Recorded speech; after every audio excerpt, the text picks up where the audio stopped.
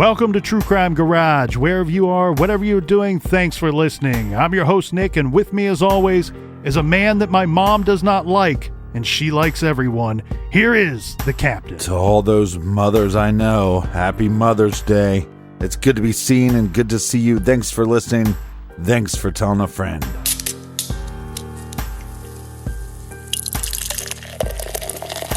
This week we are very happy to be featuring Mom Jeans by the good folks up the road from my house. It's Hoof-Hearted Brewing.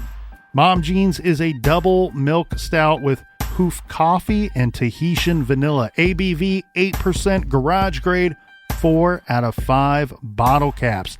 And let's give some cheers and praise to our good friends out there that helped us out with this week's beer fun. First up, a cheers to Christina from Arkansas. A big shout out to Amy and Aaron in Hamilton, Ohio. Next, we have a cheers to Amanda in Prairie Village, Kansas. And a big shout out to Tommy Boy in Adelaide, Australia. Here we go, Captain. We have a shout to Abraham down in the big city of Houston, Texas. And last but certainly not least, we have a big thank you to Chip and Jennifer just outside of NOLA. Everyone we just mentioned, well, they went to truecrimegarage.com and they helped us out with this week's beer fund, and for that, we thank you. Yeah, BWRUN Beer Run.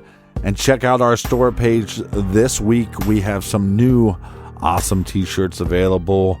Thanks for the support. Thanks for telling a friend. And that's enough of the business. All right, everybody gather around, grab a chair, grab a beer. Let's talk some true crime.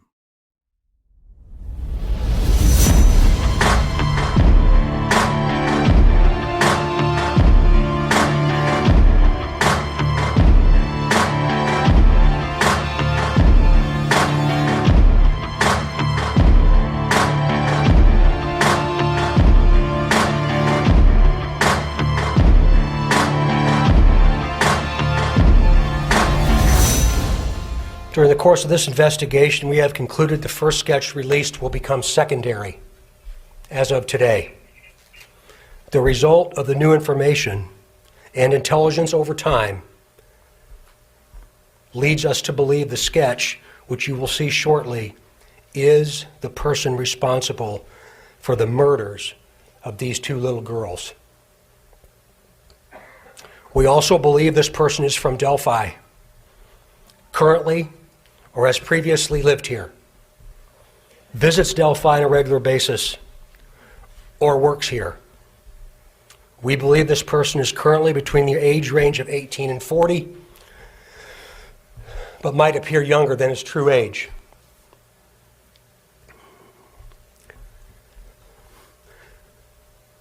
Directly to the killer, who may be in this room.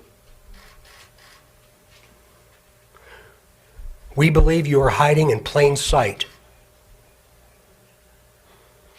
For more than 2 years, you never thought we would shift gears to a different investigative strategy, but we have. We likely have interviewed you or someone close to you. We know that this is about power to you, and you want to know what we know. And one day, you will. A question to you. What will those closest to you think of when they find out that you brutally murdered two little girls? 2 children. Only a coward would do such a thing. We are confident that you have told someone what you have done. Or at the very least, they know, because of how different you are since the murders, to the murderer. I believe you have just a little bit of a conscience left. And I can assure you that how you left them in that woods is not what they're experiencing today.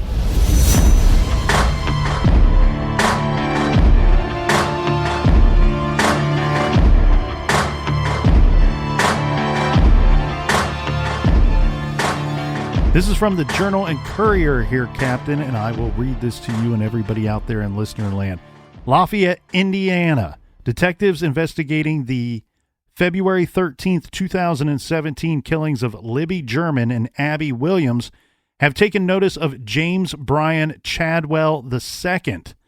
Tippecanoe County prosecutors accused Chadwell of luring a 9-year-old girl into his house at 714 Park Avenue on April 19th. That's April 19th of this year, 2021. Once inside his house, Chadwell allegedly beat the girl, sexually assaulted her, and locked her in the basement until police knocked on his door. Quote, "The information has obviously been shared with us, and our investigators are looking into him," said Carroll County Sheriff Tobe Lesenby. He did not elaborate on any details about the investigation into Chadwell.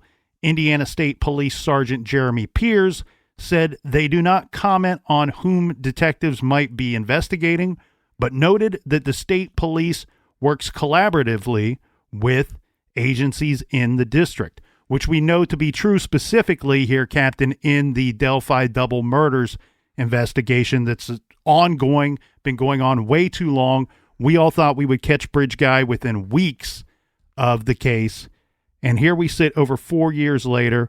We know that the Carroll County Sheriff's Department is working the case.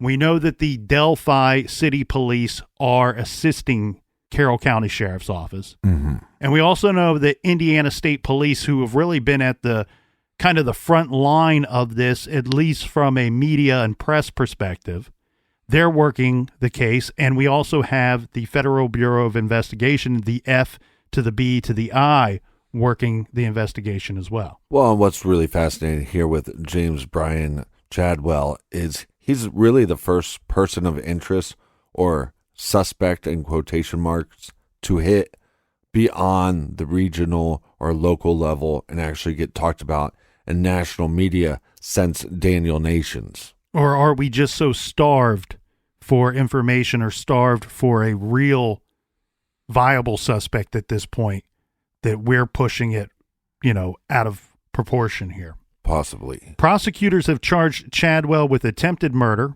child molesting, attempted child molesting, kidnapping, criminal confinement, battery resulting in serious bodily injury, and strangulation. They also filed a sentence-enhancing charge of being an habitual offender, which, if guilty, could add between 6 and 20 years to Chadwell's sentence. Look, this guy, regardless if he's Bridge Guy or in any way involved in the Delphi case, this guy is one bad dude, one dude that needs to be off the streets, and who knows what he would have done to this victim if police had not got hip to him being the possible suspect here. Well, he's a giant bag of shit is what he is, but it's fascinating to me that they went around looking. It doesn't seem like he's a direct neighbor of her, but in the neighborhood. At some point, they knock on his door. He answers. He tells police, "Oh, yeah, I saw her earlier. Right. But she's not here." And that kind of makes them question as they're going back and searching different areas. They go, let's go back to that guy, because he's now the only person, I believe, in that area that said, "Oh, I saw her during this time period." So then when they go back, think about this from law enforcement standpoint. You go back and this guy lets you into the house. And as you're walking around, you see chains around the door or some kind of lock system around the basement door. And you're going to go, okay, well, now we need to go down there. We need to. Mm-hmm. But he lets them in. As far as their records show, he goes, "Oh, yeah, go down to the basement and search." Almost like he knew he was caught and he might as well just give in. But could you imagine what's going through law enforcement's head at the time on what they're going to see? And probably what they did see is still hard for them to believe. Right. No, I guarantee it's shocking even to these officers who have seen a lot. And, you try to put yourself in that mindset. And the way that I think of this here, Captain, as this whole thing going down, and often it is in fact like a neighbor or somebody living in the neighborhood, especially when you see someone around this age where our victim is in that age of like the 6 to 12-year-old range. Mm-hmm. And I never am surprised anymore. It hit me early in my teens when you'd see this stuff on news coverage. We're looking for so-and-so. Police in Kansas City are looking for a 9-year-old. Police in Orlando, Florida are looking for an 11-year-old child that was last seen in their neighborhood or was presumed to have got off the bus that day but never came home. And it's usually rather quick that they make the connection and find that the perpetrator was in fact living in that neighborhood. So much so that now when I see the news break on a child missing of that age, my mind immediately goes to, well, I hope that they're combing this neighborhood very well, because it often ends up being someone in that neighborhood. And we know the statistics tell us that specifically with these child cases and the younger victims, that once they are abducted, a lot of times they're not going to be returned. And it's rather quickly that they go from being an abduction victim to a murder victim. Well, and I think that's what would have happened here if law enforcement didn't go back and question James Brian Chadwell the second time. So with Chadwell, I wonder a couple things here. They're going around, they're obviously canvassing the neighborhood, they're knocking on doors, and some people are a little sensitive to some of the questions that might be out there in regards to how police and how detectives might conduct their questioning, even if it's in a casual manner, searching for answers in whatever case that it is. I know in particular with the West Memphis 3 case, there are people that are sensitive and don't like the 9 questions that the FBI put together for the detectives to ask members of that area down there in West Memphis. But these questions are put together in this way to really help the officers, be it a beat cop or a seasoned detective, really give them a nice gauge on the honesty level, or how quickly do we prioritize this person as a possible lead in our case, right, or how quickly can we deprioritize them, put them lower on the list. Because especially in this case with this young girl, she's missing, we're not even to the point of worried about who did this. We're not even worried about convicting someone of abducting this little girl. Mm-hmm. Our whole thought is find her. Right. Find her, make her safe as soon as possible. So you see that they crafted questions, the FBI, for investigators in West Memphis. And I wonder here, Captain, if we have a similar situation. Officers going around and knocking on doors, people answering the doors. You're asking very quick questions. Have you seen a little girl? That's going to be your very quick, your first go-to. Your second question, and in Chadwell's case, this is what I think they did. I think you throw out a question that you can kind of have the needle point to, is he guilty of something? Is he hiding something? Or is this somebody we can quickly move on from? And you say something to the effect of, okay, well, Mr. Chadwell, thank you for your time today. Oh, why would somebody tell us that they saw you talking to a little girl earlier today? Mm-hmm. You're not saying anybody told you that. You're not saying that you saw the victim in his, near his house or near his property. You're saying, why would someone? Just like they asked Damian Eccles, why would we find your fingerprints at the crime scene? They didn't. Right. He doesn't know that. But you word it in a way that you're not really truly lying to the person you're questioning. In this case, I wonder if that's exactly what they did, because most of the time, Captain, a guilty person, somebody with something to hide, their immediate knee-jerk reaction is going to be, well, I have to explain this away in an innocent manner. And then these guys, if they believe me, well, they'll just move on to the next house. And so often they'll put themselves at the crime scene. They'll say, oh, well, I might have been seen there because I drive by there every day. Or I might have been seen in this area because I think on that particular day I got lost and turned around and so and so. Here, why would someone tell us that they saw you talking to a little girl? Oh, I think she was around here earlier. She came by here earlier, but I haven't seen her in a while. Well, as soon as you hear that, you're going, oh, crap. This guy just admitted to us that he has likely spoke to our victim. And we're searching for this girl. Immediate thought is get this girl, save this girl, protect this girl. This dude, too, he's got a criminal history. He's got a police record. Yeah, a big one. So now you're telling us, dude, I don't know, and we'll get into this as we go, and some of this I'm going to learn as we venture along here too, Captain. But my guess would be if he's on probation for something, right, you're going to bring that up, especially if you've called in his name. He's on probation for something. When they say they came back to his house and then he let them in and they searched, you have to wonder, was that coming back to his house as quickly as walking away from talking to him saying, yeah, I saw her earlier, and then running a background check on this dude?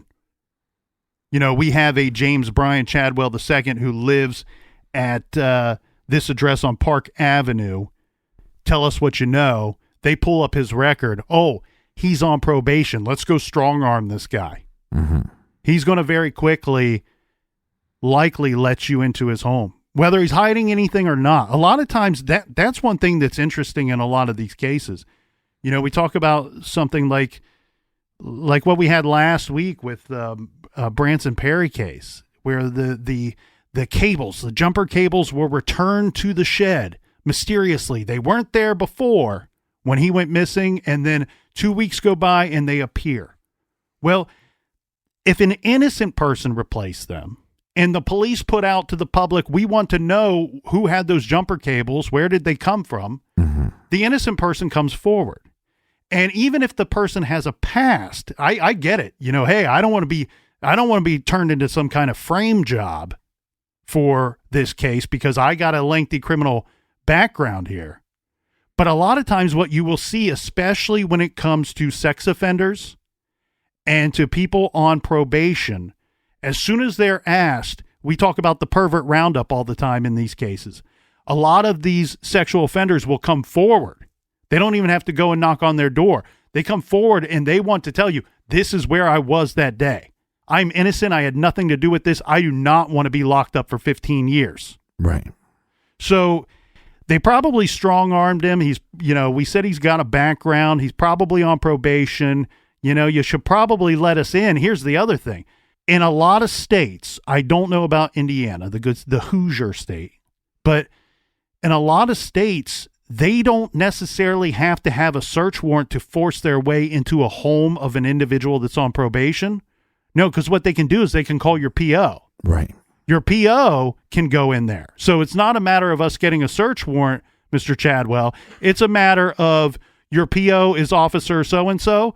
Well, it's a matter of how long it takes them to drive over here, and they just walk into your home. Well, and this is one of the reasons why I'm not a detective or a cop. I mean, because if you ever watch True Detective Season 1 and how Woody Harrelson's character handles justice midway through, is probably what would happen in this case. I mean, once they go down to the basement, they see this 9-year-old has been raped. There's different reports of bruising on her legs, bite marks from the dog on her legs, and the rumor was that there was blood coming out of her eyes because of how badly he strangled her. You see that on a 9-year-old, and I'm holding a gun. It'd be very hard not to just pull the trigger and get it over with. Well, there's bad cops that do that and they get locked up, and there's good cops that I don't know if we should classify them as bad. Well, I would prefer that my officers are making arrests and not just shooting people vigilante style.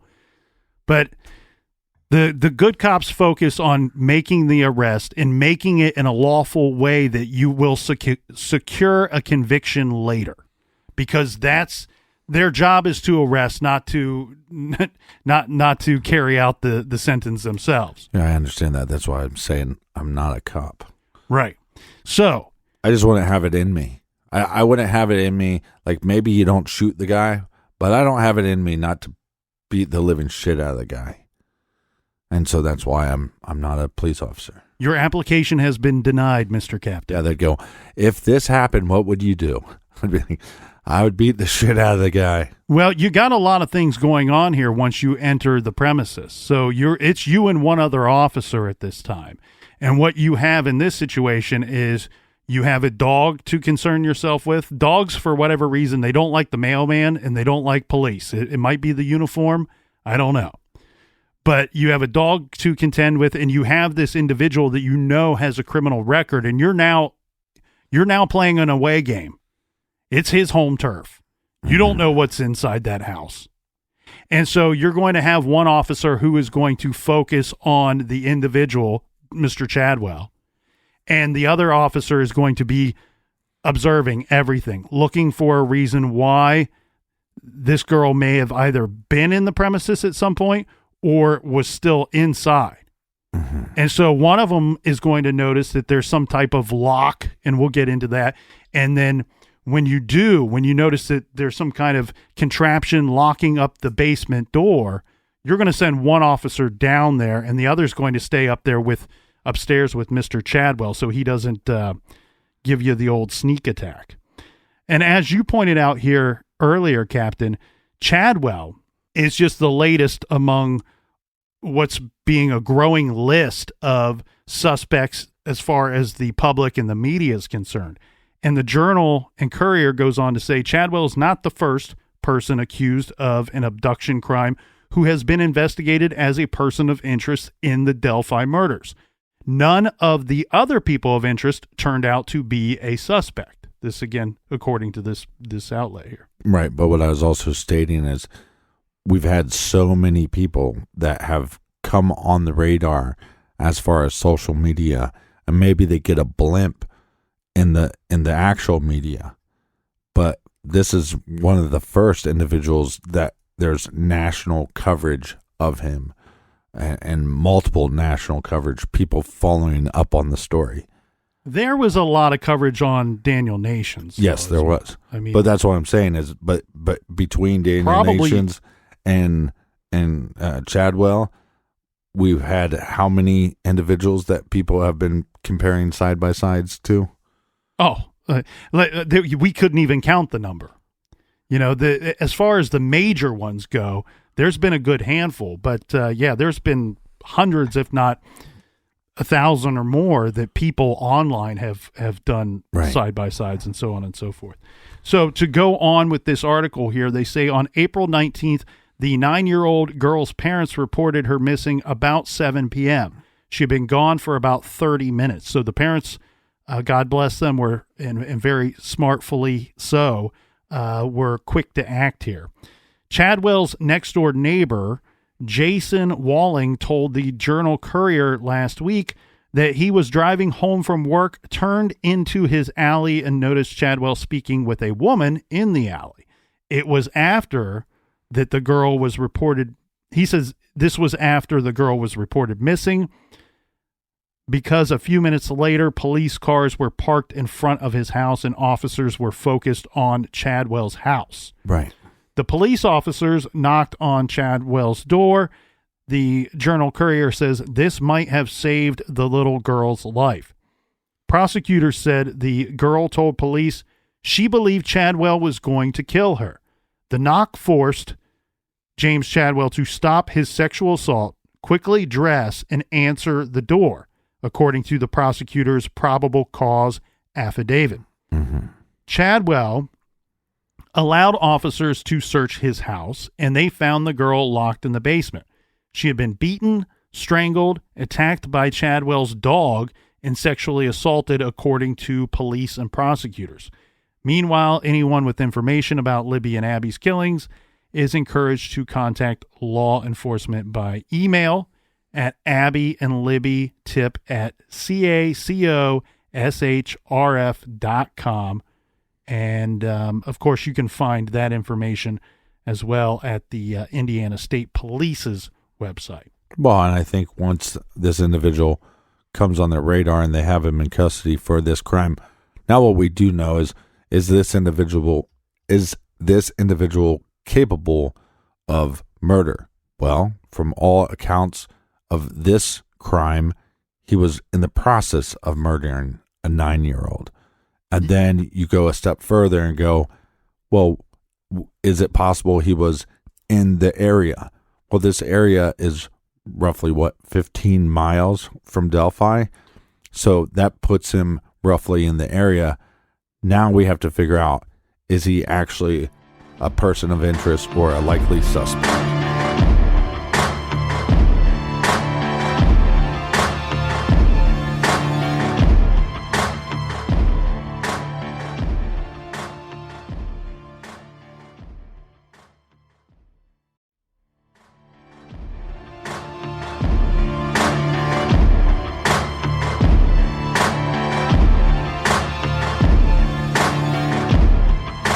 All right, we're back. Cheers, mates. Thanks for listening. Thanks for subscribing. And thanks for telling a friend about our little garage show. Cheers to you, Colonel. Cheers to you, Captain. And backing up some of the stuff you were saying before the break here, Heavy.com, Captain, says James Brian Chadwell II is a 42-year-old Lafayette, Indiana man who is accused of attempted murder after police found an injured missing 9-year-old girl in his basement on April 19th of this year. And as you pointed out, the authorities in nearby Delphi, only 15 miles away, said they are investigating him as a possible suspect in the notorious unsolved 2017 murders of Delphi teens Abigail Williams and Liberty German. The detectives told ABC News that there, quote, might, air quotes, might be a connection, but stressed that there is no specific link as of yet connecting Chadwell to the Delphi case. Well, like I said, I think the first connection is distance. I think everybody could agree that is not that big of a distance to cover. No, 15 miles, not big at all. And that, I think, would go along with a lot of speculation that's come from people that listen to this show and posted on our blog, that a lot of people seem to think that the guy would have some kind of local ties to the Delphi area. Right. Maybe was once from there and hasn't lived there in years, or returned for whatever reason. Or, like in Chadwell's case, it's somebody that could simply hop in a vehicle and have drove down there on that day. This here, Captain, is from the probable cause affidavit for Chadwell's arrest. So this will give us the legal speak of what the police found. It says, on April 19, 2021, officers were dispatched regarding a missing child report near Park Avenue in Lafayette, Indiana. Upon arrival, officers took a report stating victim 1, a female child approximately 10 years old, had left her residence at approximately 6:30 p.m. and could not be found. While officers were searching the neighborhood, they made contact with James Chadwell, who told officers victim 1 had been at his residence earlier but had left the residence. After being unable to locate victim 1, officers returned to Chadwell's residence and asked him for permission to check his residence for victim 1. Chadwell allowed officers into his residence, and Officer Tate and Surveys, I hope I'm saying his last name right, checked the basement, which was secured with a chain lock. Most people, I know at my house, no chain lock on the Colonel's basement. In the basement, Tate found a young girl who said Chadwell tried to kill her. That's the thing. You pointed out, is this individual, is this James Chadwell capable of murder? And you said yes, based off this crime, you think that's what was going to happen. I agree 100%. But we don't even have to give our opinions here. We had this child victim tells the officers, this guy was going, he was trying to kill me. Yeah.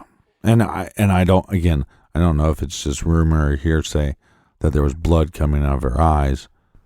But that's why I'm saying, you see something like that as a police officer, you're going to want to take justice into your own hands. Oh yeah. You have to be a very special individual to hold back and say, nope, I got to do my due diligence, collect all the information, do it as professional as I can so we can make sure that this animal is behind bars and never does this again.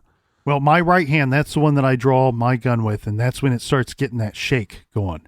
Start where you go, okay, brain and heart, control this hand because it's starting to get a mind of its own. Okay, so from this article, it says he allowed them into the home.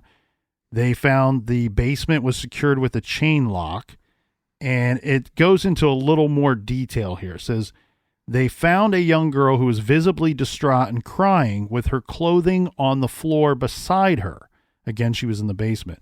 She was identified as the missing girl and said that Chadwell tried to kill her. She was injured and taken to the hospital for treatment.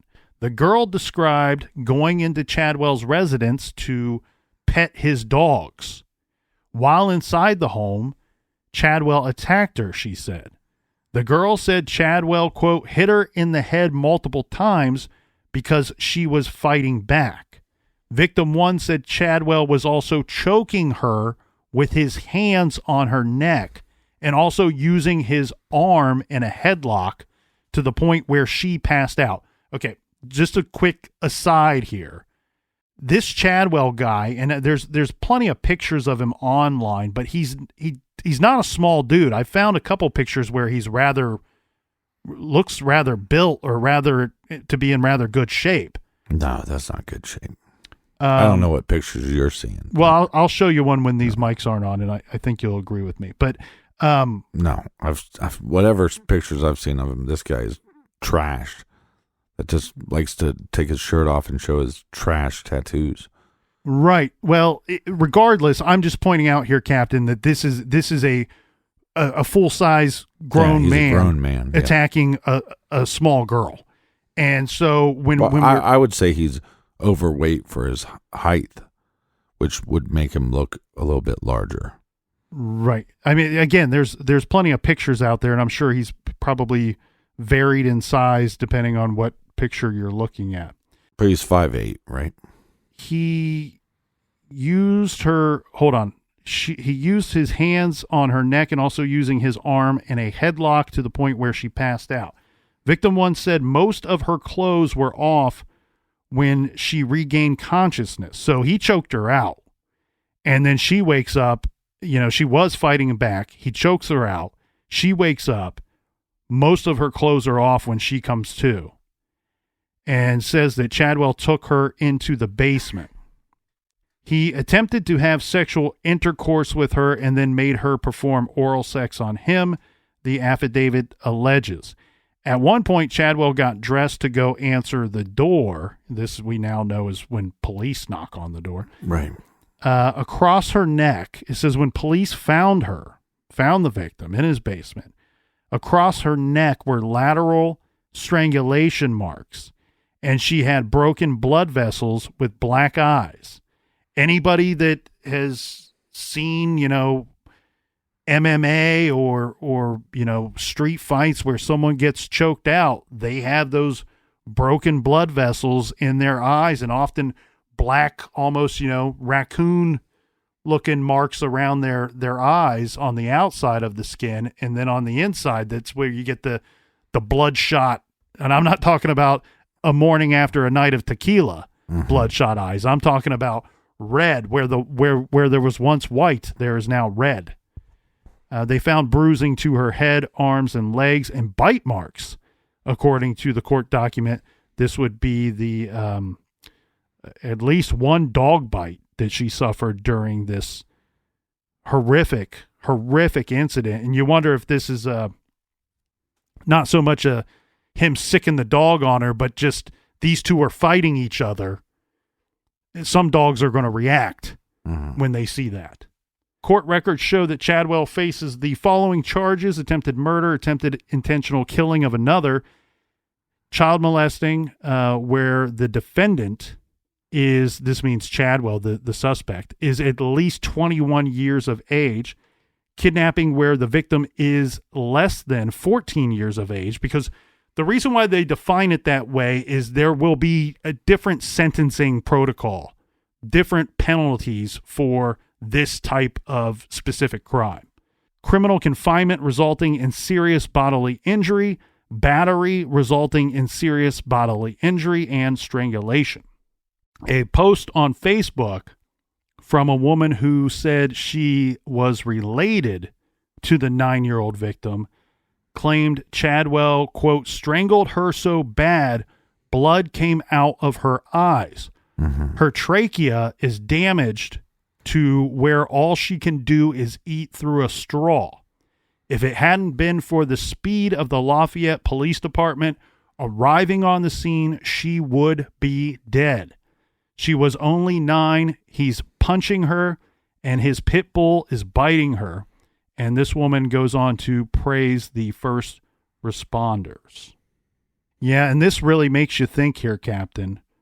We've had some stories that we've told over the years, some true crime stories that we've told over the years, where some police at certain, some of these cases go back decades, and we always try to get better. Hopefully we're doing things better today than we did 30 years ago. But we've had these cases that we've discussed where police are not quick to act. And you wonder, could things have turned out different in that case? And thank God they were quick to act in this case. They saved this little girl's life. The parents and the police acting quickly and very intelligently saved this little girl's life. But obviously, as this story blows up, and I think really also catches some legs, catches some traction, is because, one, it's so close to these murders that took place 4 years prior.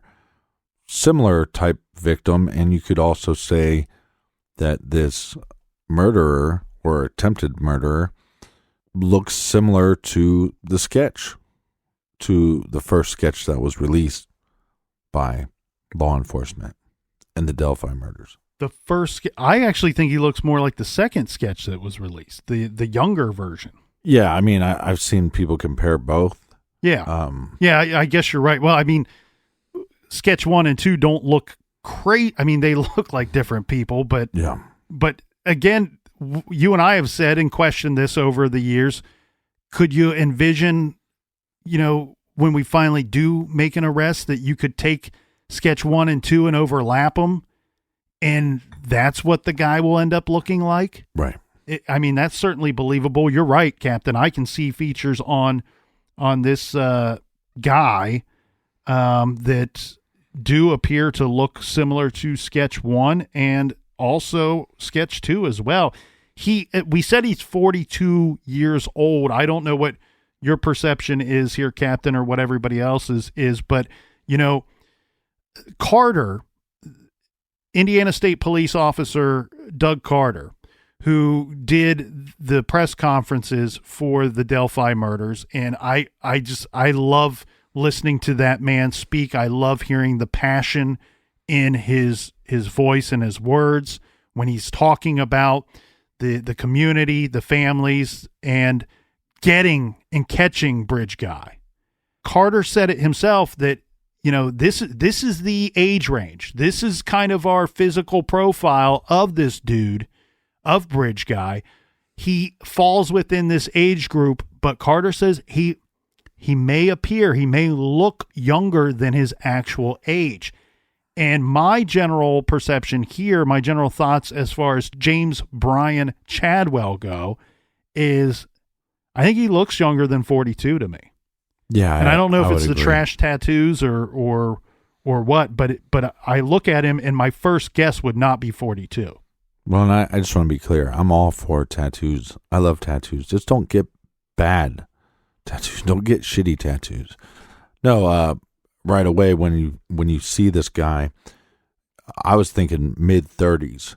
Right. So even though it seems like he's kind of had a rough go of life, probably mostly by brought on by himself. Right. He seems, and I think some of it too is the style of clothes and stuff he's still into. But yeah, right away it's like, okay, maybe 30, 35 or so. So he puts us, so that's another thing. So we have a individual that is roughly the same age as our suspect. We also know he was in the area or could have been in the area. And he is capable of the crimes that were committed that day in Delphi. So we have 3 things going for him that definitely make the cops have to say, hey, we have to look into this individual. Now, what I wonder is, was this guy ever on their radar before? And because this story got some traction, did they feel like they had to come out and say, hey, yeah, we're going to look into this guy? And is it just a dog and pony show? Or is this a guy that they actually think could be a very good suspect? I suspect we won't hear much unless they decide to charge him with something, right? Because with all of the other quote unquote good suspects that they've had, so let's review those real quick. We had Daniel Nations, who we already mentioned. He's the guy that was swinging hatchets at people out in Woodland Park, Colorado, and they arrested him. He looked somewhat like the sketch. He had a criminal history. I believe he was a sex offender, registered sex offender in the Indiana state. They looked at him. He was one of the first. Paul Etter, who in 2019 was wanted for kidnapping and raping a 26-year-old woman in Tippecanoe County, Indiana. 5 days later, he was the one that was surrounded by police, and after a long standoff, he ends up killing himself in his car. Then we have Thomas Bruce. This was the guy that, this guy, completely bizarro case to me. Formerly worked as a pastor, was charged with fatally shooting one woman and sexually assaulting 2 others. This is the guy that went into that store in the strip mall, and he pulls a gun on these people, orders them into the back room, assaults them in the back room, and later he's identified as the killer and the person that attacked these poor people in that store. Thankfully, he's abducted. Charles Eldridge. He's the big giant ogre-looking dude that many of you will recall that was arrested in Union City, Indiana, and charged with multiple charges of child molestation and child soliciting. And he gets thrown onto the radar by the public and by the media and social media because he looks a lot or similar to the first sketch of Bridge Guy. And that leads us to the most recent, James Brian Chadwell II. And a lot of people have been looking up this guy. As you said, Captain, this seems to be a bigger news than some of the other suspects. It looks to me like on most of his social media that James Brian Chadwell II was going by Brian Chadwell. And you can see, I mean, I don't know exactly every account that he was on. I know people were able to look at pictures that he had on Facebook. Avid, like, hiker, seemed to be into bridges. I don't know if he was essentially into bridges or if he was just into nature in general, but seemed to have somewhat of a fascination with bridges. So then you go, okay, well, now we got this guy. He kind of matches the sketch, lives roughly in the area. He has priors. He's capable of committing these crimes. And oh, by the way, he likes to be outdoors. He likes to go to parks. He likes to take pictures of bridges. Seems to be fascinated by them. Well, and speaking of criminal history, this again from heavy.com says Chadwell has a lengthy assaultive criminal history in the states of Indiana and South Dakota.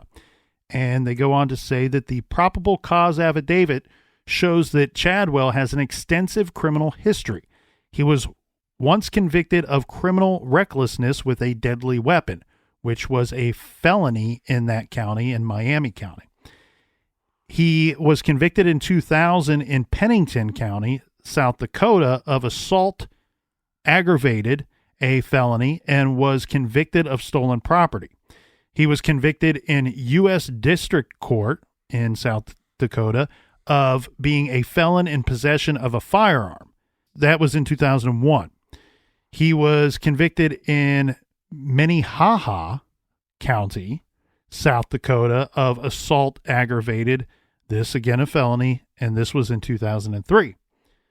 And this is a list, man. He was convicted in Cass County, Indiana, for receiving stolen property in 2016. He was convicted of OWI with a prior.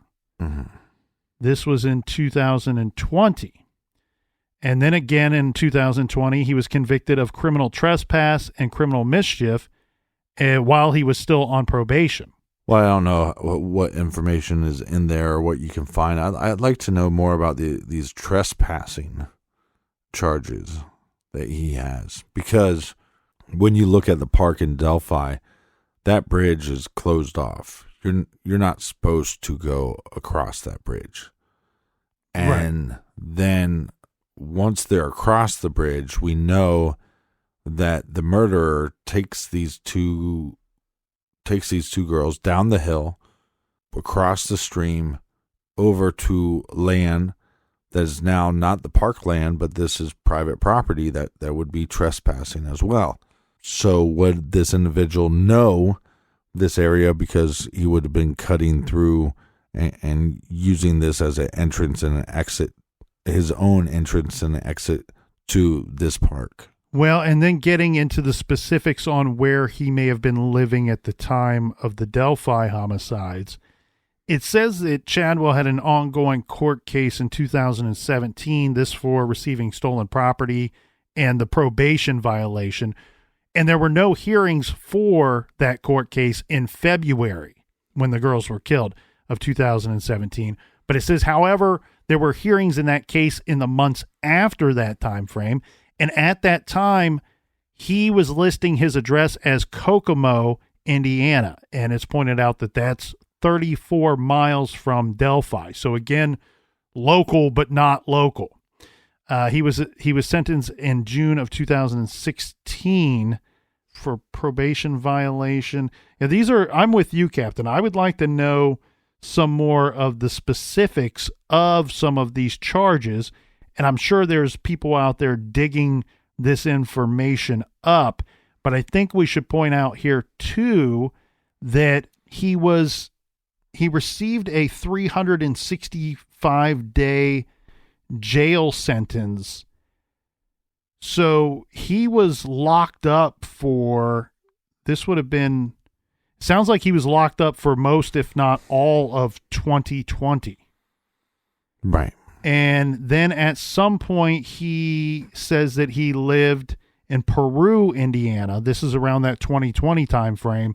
And his father actually filed a notice of claim to evict him from that address. So he must have been living with his father in Peru, Indiana, and then evicted from there in 2020. So for a portion of this investigation, in the Delphi case at least, this guy was locked up.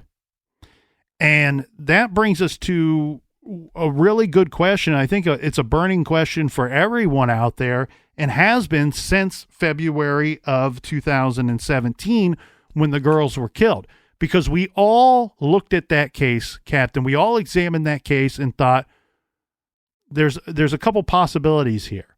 Bridge Guy is either a serial killer who has acted before, mm-hmm. or he's a serial killer and this might be his first attempt or his first actual killing in what would then be a series. So you have to wonder, on either of those regards, if either are true, you wonder, would Bridge Guy act again?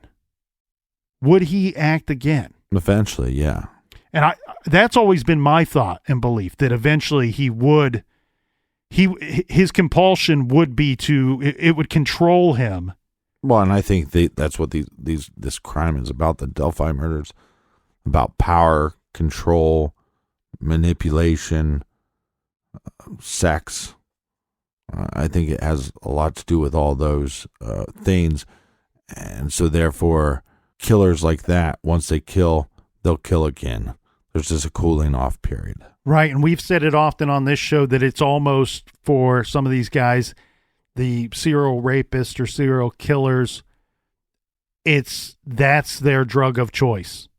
Or maybe even not their choice. Again, it controls them. It's their addiction. Eventually, they will have to give in to this compulsion. The urge will be too strong.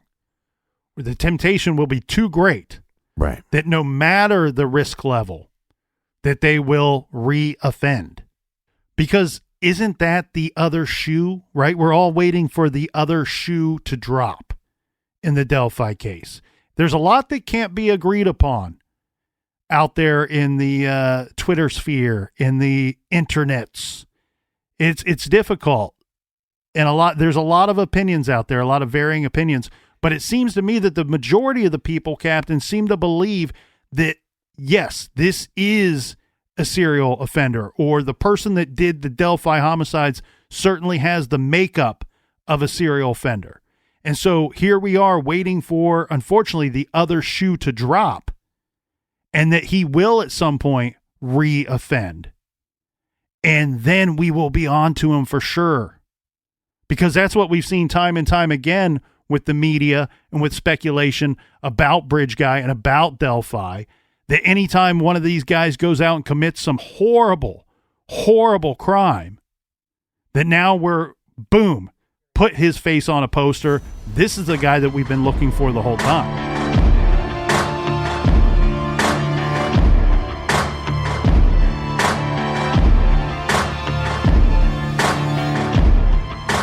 Thanks for joining us here in the garage for all of our old episodes. You can find them wherever you listen to podcasts.